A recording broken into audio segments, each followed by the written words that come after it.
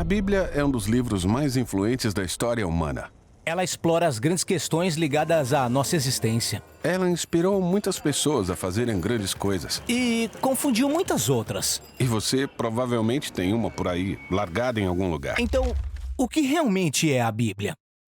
Bom, a Bíblia é uma pequena coletânea de livros que surgiram da história do povo do antigo Israel. De certo modo, os israelitas eram como qualquer outra civilização antiga, porém entre eles havia uma longa linhagem de indivíduos chamados profetas, que viam a história de Israel como tudo menos comum. Eles viam Israel como um elemento central do que Deus estava fazendo por toda a humanidade. E esses profetas eram gênios literários. Sério? Sim, com grande habilidade eles usaram a língua hebraica para escrever narrativas épicas e poesia muito sofisticada.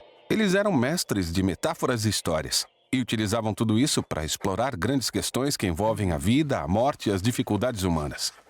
Então, muitos autores diferentes escreveram esse livro. Sim, esses textos foram produzidos durante um período de mais de 1000 anos, começando com as origens de Israel no Egito e seguindo até a fundação do seu reino com o primeiro templo. Mas eles acabaram sendo conquistados pelos babilônios que os levaram para o exílio. Depois, em um momento crucial na sua história, muitos israelitas voltaram para sua terra. Eles construíram o segundo templo e reformaram sua identidade. Foi aí que as escrituras judaicas começaram a se tornar naquilo que conhecemos hoje. Certo, a Bíblia judaica. E o que ela contém? Bom, em hebraico ela é designada por uma sigla, Tanakh. O T representa a Torá, às vezes chamada de a Lei. Esses são os 5 livros da história da fundação de Israel. O N representa Nevhem, a palavra hebraica para profetas. Esses são os livros históricos que contam a história de Israel do ponto de vista dos profetas. Depois temos os livros poéticos dos próprios profetas. O K é a abreviação de Ketuvim, a palavra hebraica para escritos. Essa é uma coleção diversificada de livros poéticos, livros de sabedoria e outras narrativas. E os judeus acreditam que Deus fala com seu povo por meio de todas essas obras literárias. Existem outros textos judaicos produzidos durante o período do Segundo Templo também. Sim, um grupo de textos muito variados. Esses textos também eram muito valorizados nas comunidades judaicas. E houve debate nos tempos antigos sobre se alguns desses textos deveriam ser considerados parte das escrituras ou não. Ou seja, são muitos textos diferentes produzidos por um longo período de tempo. Por que eles foram reunidos desse jeito? Bom, em conjunto, esses textos contam uma história incrível sobre como Deus está trabalhando por meio desse povo para trazer ordem e beleza ao caos do nosso mundo. E tudo isso aumenta a esperança da chegada de um novo líder que viria e renovaria toda a criação. Mas o Tanakh termina e esse líder não vem. Então é uma obra de arte, mas não tem um final? Exatamente. No entanto, poucos séculos mais tarde, entra em cena um profeta judeu chamado Jesus de Nazaré. Ele afirmou que tinha vindo para levar adiante a história do Tanakh.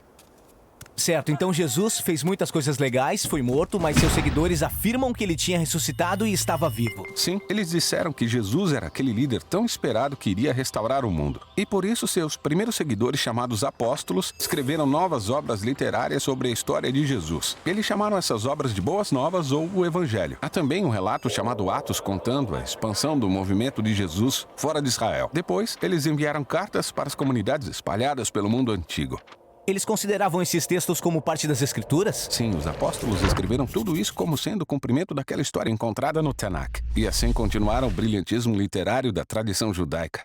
Eles também acreditavam que Deus estava falando com seu povo por meio desses textos, junto com as Escrituras de Israel.